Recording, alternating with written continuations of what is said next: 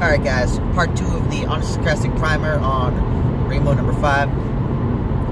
So there were some cards I hadn't finished talking about in the last one. So we talked about the 10 pieces of removal, because we count 4 solution as removal. Then we talked about the 10 dice upgrades. I didn't finish on those, but essentially, like I already talked, the DH and holdout are the same dice, or same die minus the resource side, ambush and redeploy. It being one less is very helpful in specific situations like A, not having logistics, or B, being the second weapon down immediately, or like at some point later where you want to get the additional die but you don't necessarily want to spend all of your resources because you want to threaten things like flank or deflect, or cast like a 4 solution down. And now, even though you won't be able to pay for the pay side as of current, because we're playing with 5 dice already, we can easily get money. Because some of the math on the money is this. So Sienna's 55% to hit a resource side, meaning that 1 out of 2 times that you roll her, you're pretty much going to be starting with 3 resources. And since this is an additional die, it's really like we're Lando. Because Lando's bitch ass only gets 4 dice. And fuck him. I like swears. Plus it's Rainbow, so I gotta love it. And I gotta be all amped about it. Because Mike likes being amped, and I'm gonna be amped too, baby. Nah, it's not amped enough, that sucks. Anyways, so we're 55% to hit resource with just Sienna's dice, and then if we include the 16% for each of the rest, we're looking at, what is it, 45% left, so probably like another 17%, so I'd say we should be around 70%, because I think we go from 55 to like 61, and then probably it's like 68, 70. I can't remember the full math I had on it. So it's 1/6 of 45, which is like 7.5. So we should be at 63. Then we've got 37, so we get another 6, so we're at 69. Then we've got 30 and another 6, so that's 5. So yeah, we should be at like 75% to hit resource between our 5 dice. So once we include then another portion for a 2 cost upgrade, but like the problem is that only 6 of our 10 upgrades have a resource side. LL30 doesn't, and neither does DH. So like you really can't guarantee that you'll have had that and cast it first. But if we did, the 75% changes then to about 79, so like 80%. Which is pretty much crazy odds to hit, and then once you include a reroll, like we're pretty much automatically guaranteed to get 1 additional resource. So this usually means that we can very easily stick down a DH or pay for a pay side. Flip a die with X8 if we need to. A multitude of different options available, and since we don't have pay sides on any of our character dice, we pretty much profit immensely there. So back to the upgrades. X8 is actually the best weapon in the deck. Excuse me, because we can generate so much additional money. Once we know that the coast is clear, we can reasonably trade out our resources for additional damage. So if you have, let's say, Sienna's dice showing resources, and then it doesn't matter what X8's showing, you can take both of them, flip to a 3, and then use it. So it'll have essentially treated the 3 dice as if they were each showing 1 damage sides. Even on a single resource, you can flip to the +2 or flip to the 1 if need be. So in the situations where, let's say you have a resource and that's showing a disrupt, you take the resource, switch to a +2, you're treating any resource as an equivalent to 1 damage at that rate, by filtering it through X8, assuming that the die is not going to be interrupted.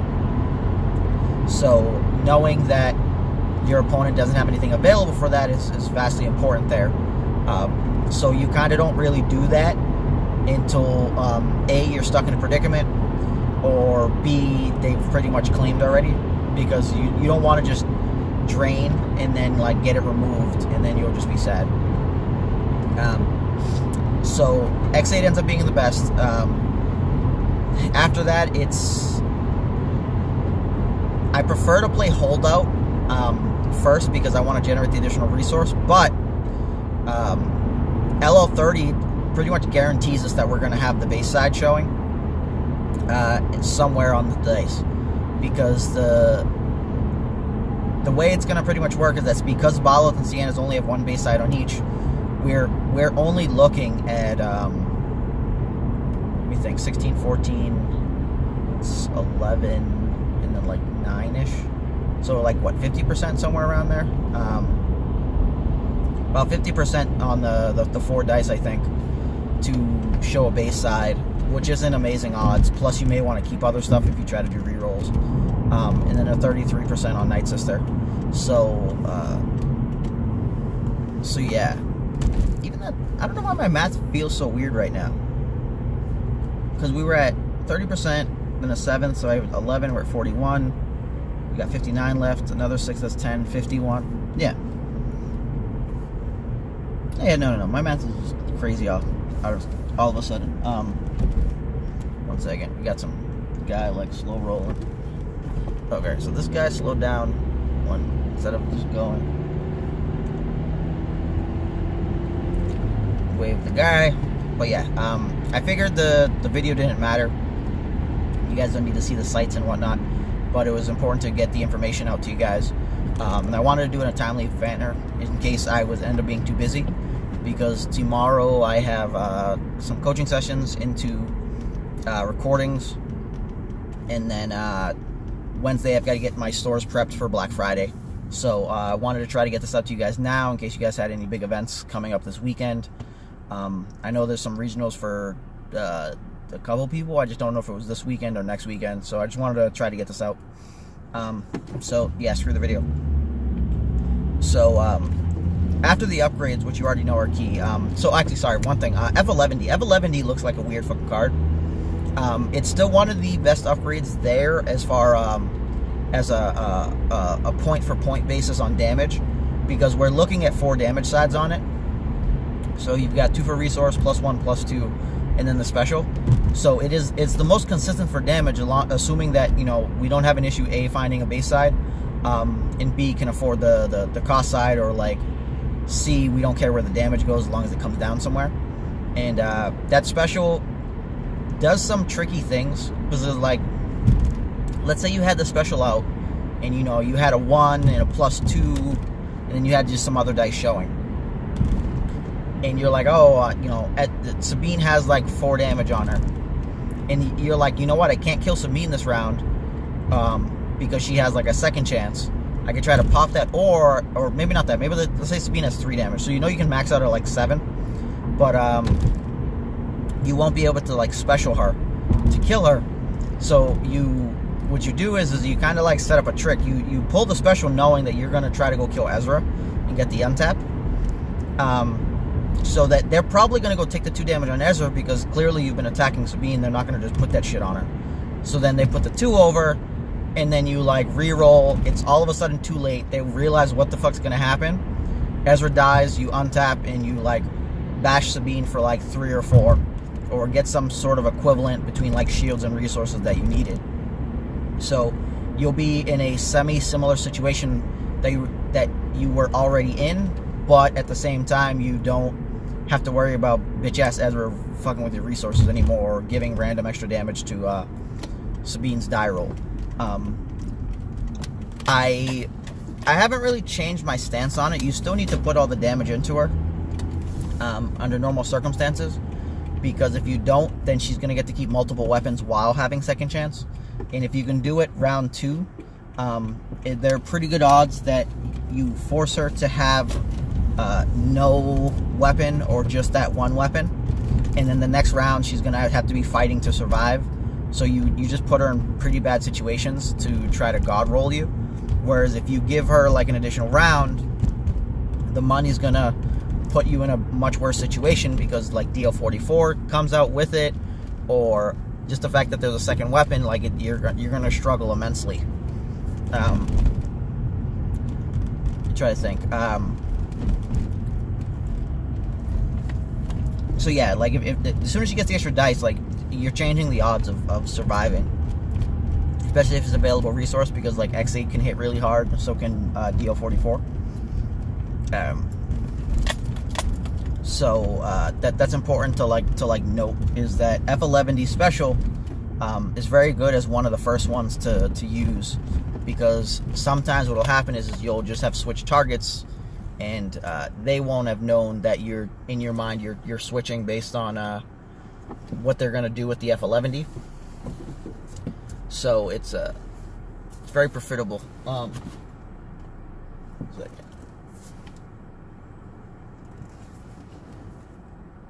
Just making sure my girlfriend didn't smash my car in the morning. So it can be very, very profitable from that stance. So like the big thing is that it hits really hard.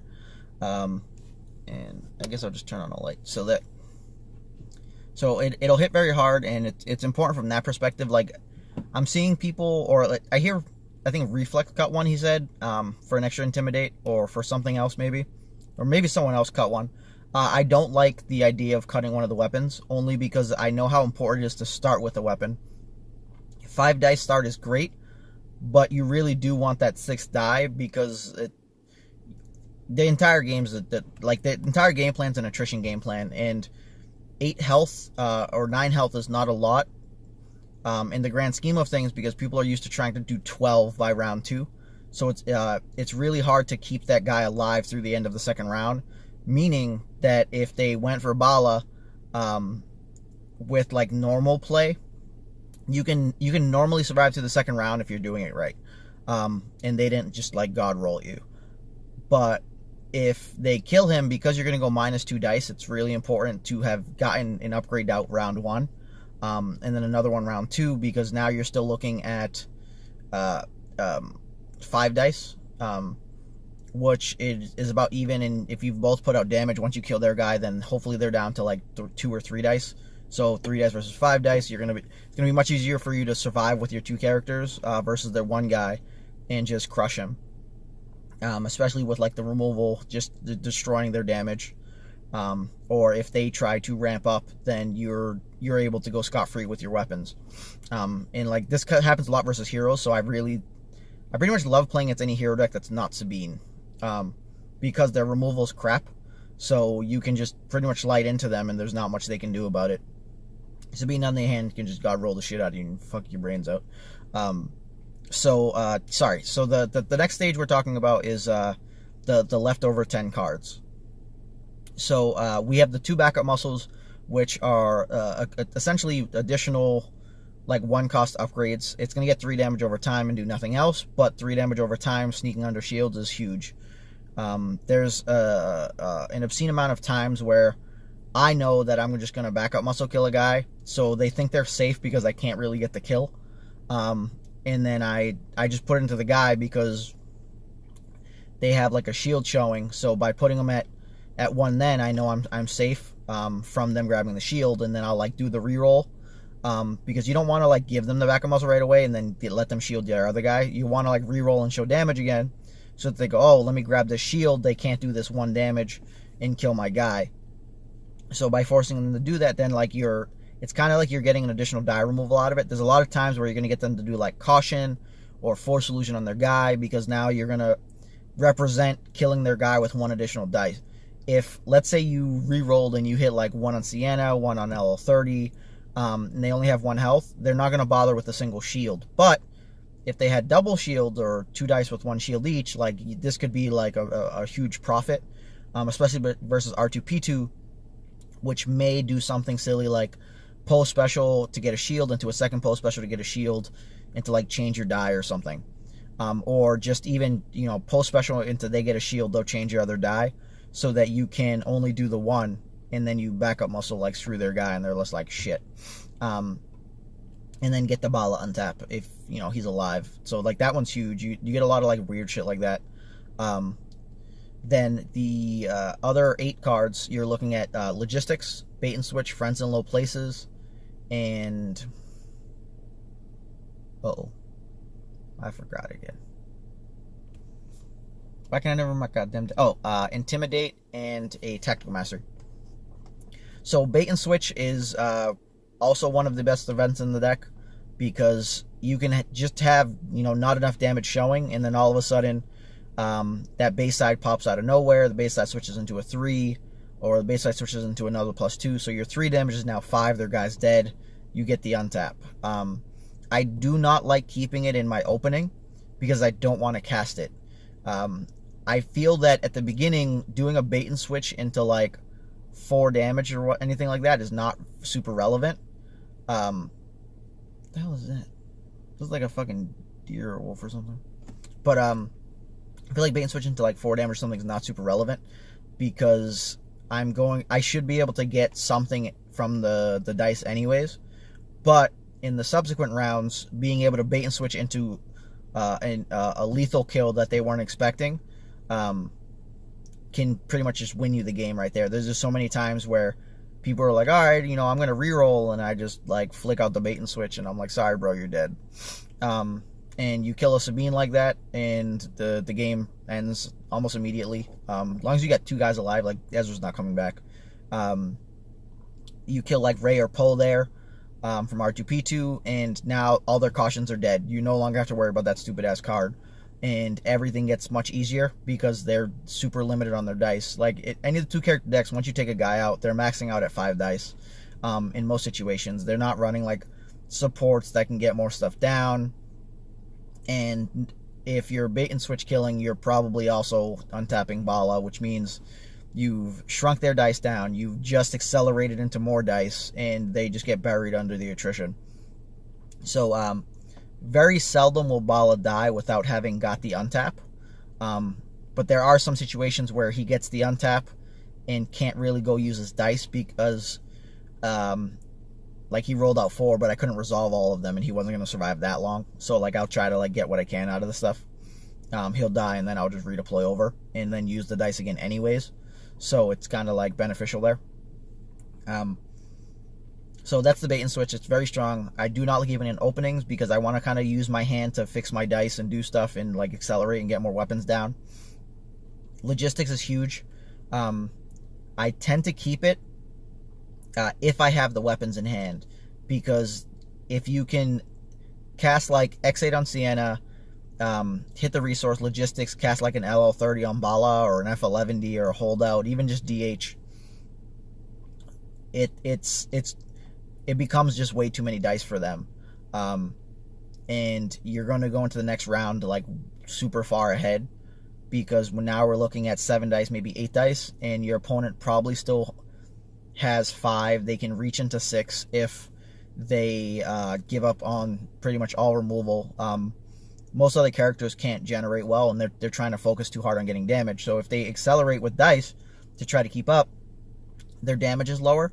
If their damage is lower, Bala's staying alive, and you guys are racing via attrition.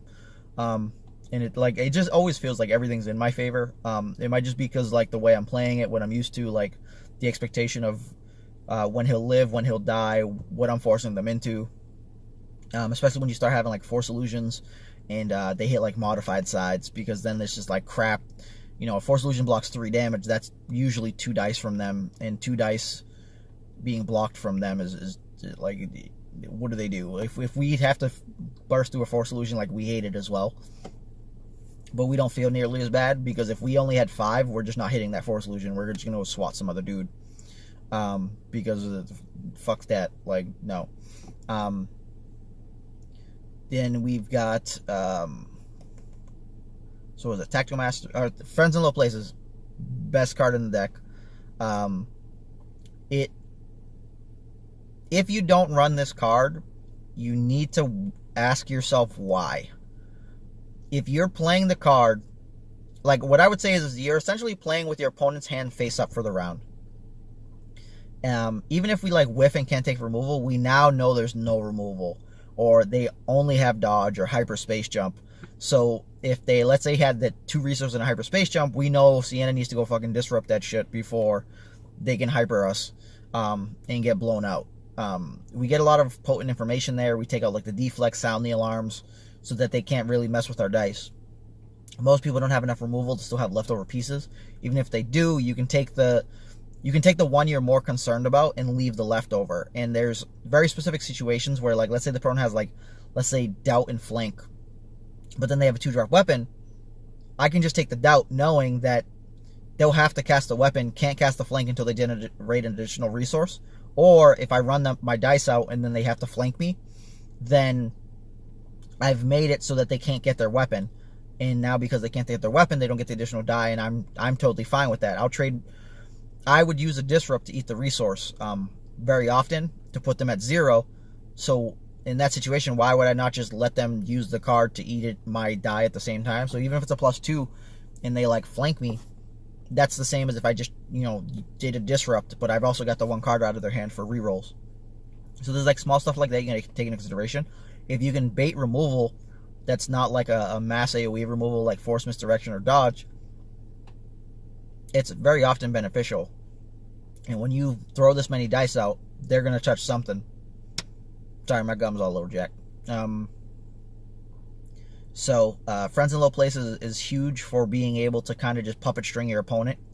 As you guys get better, and any of the players that are familiar with this will know what I'm talking about. It's like being an experienced boxer, where we're both fighting in the middle of the ring, but then all of a sudden, my punches are being put in specific places. Like, let's say I'm always going to punch like to your right side, so you can't then, like, because I'm going to my right, you have to kind of shift this way. So like I shift you where I want, and that happens constantly in the match, where you can put them in bad positioning by, like, all right, I rolled out. Okay, now they want you to kill their guy for a redeploy. You know that they don't have anything hand to remove. Okay, well, I'm just going to start rolling out the rest of my guys. I'm going to set up all of my dice, and then I'm going to just, like, smash all of your... I'm going to smash, like, whatever dude I wanted to kill and hit some other guy prior to doing it. Or I'll have all my dice out. Now I'll kill the guy and get the untap on Bala after I've, focused and done shields. So then, now they get their redeploys, they can move it, but I have so many things already preset up that they're in a bad position. You want to learn how to do that stuff in general, but once you see with Friends in Low Places and you see their hand, it makes determining that stuff that much easier. I played with Elrathion on the weekend, and I Friends in Low Placed him, and I saw his hand had like No Mercy, Mind Probe, and some other stuff. I took his Intimidate, left him with the Sound the Alarm, and as soon as I showed 3 damage on my dice, it might have been like, I think it was 4 actually, he had to Sound the Alarm, because if not, I'm just going to take the 4, and then he's not going to be able to use the Sound Alarm that round, most likely, because I just don't care about any other damage, because I've got that in. So I'll take shields and resources, made his card useless. So he sounds me with the 4, and then like he doesn't like re-roll his Kylo die because he's trying to like save the No Mercy and his resources for like subsequent rounds, because there wasn't much left in his hand. So he'd like No Mercy for like +1, or I think it might have been like +2 if he could do it. So he saved it for the next round, but then I threw down a Force Illusion and completely eliminated his ability to cast No Mercy. So then he's trying to like resolve 2 on Bala, and I'm like, sure, I'll take that. And then he like flips to a 3, and I eat that die. So then he's got like a 1 sitting there lonely, and he's just like, I can't No Mercy the Bala. So I just put him in pretty bad situations, and it's stuff I could only do because I could see his hand and affect it. Even something like As I Have Foreseen, or Informants, Special Informants, something like that. Like seeing the hand is a huge amount of information. As long as you don't get set behind in actions that are necessary, it does give you such a huge advantage, because just think if you played any game and your opponent's hand was face up, like how much easier would it be to win? That's essentially what we're doing. It's only for the round, but an entire round can sometimes be half the game. I tend to keep Friends in Low Places in my hand at all times if I have the weapon to start with, because it will... I can go either like taking rages or intimidates, or just mess with their plan, take their removal, and now like they're got to be like shit afraid the whole time, or they have to worry about whatever's happening. Take the guards, or I can at least see it so I know what's going on. It's super duper relevant. Please stop cutting it from your decks. If you're playing yellow, please put the damn thing in there. I don't know what you're doing. I don't have it in Sabine because I didn't have space, but like it still belongs there because it takes the deflex. It lets you know what's going on. And then the last two cards are Tactical Mastery and Intimidate. They're not amazing enough to be two-ofs. They are situationally broken. If you know you picked your battlefield because it's like left versus Poe, and then they put the 2 on Poe, you can just intimidate. You got the 2 damage. You're good to go. Not very seldom will I do stuff like that, because if he wins the die roll, he's taking his field. But they're just, you know, if they dug in, intimidate, boom. Caution, intimidate, boom. Like someone does like personal shields or hunker downs, and like it's not often that it's going to really come up. But even if I just do it for 1 damage, I'm okay with it at that point. 2 is where you really want it at, and 3 is just, you know, ecstatic profit. And the last card is Tactical Mastery. I don't use it all willy-nilly. I tend to use it when it's going to get me a kill.